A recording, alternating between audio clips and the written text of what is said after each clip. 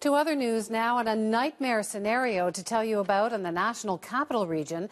53 children, all under 5 years old, were at a daycare centre in Gatineau, Quebec this morning when a man entered the building wielding a shotgun. What might have happened is unthinkable. What did happen, tragic enough. The CBC's Margot McDermott has the latest. Margot.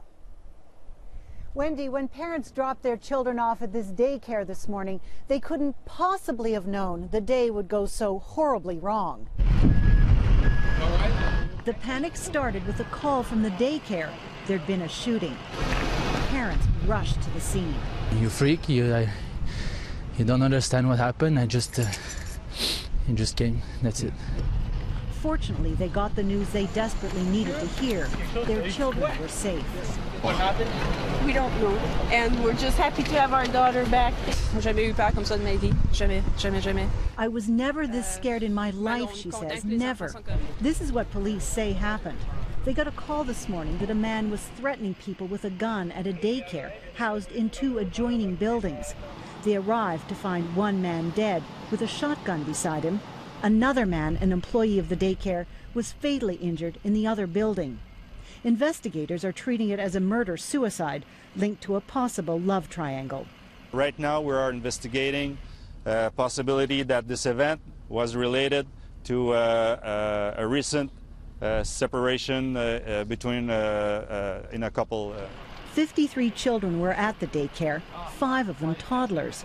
They were quickly moved to a neighbor's home and then reunited with their distraught parents waiting outside.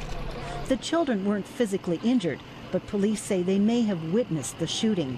It's a small bungalow, it's a small area, it's a closed space, so for sure they should have been witness of the event. Right after the shooting, emergency workers quickly turned the residential street into a triage center. The nearby hospital provided food for the kids. City buses helped keep parents warm. Police credit quick action by daycare staff for keeping the children safe and calling 911. The owner of the building is still reeling over what could have happened. This is a miracle. I think it's a blessing. It's a blessing to have someone there with all those kids. Police are still at the scene investigating how a typical spring day could turn so tragic, a day that the parents will probably never forget and hope their children won't remember. Wendy? Thanks so much, Margot. Margot McDermott.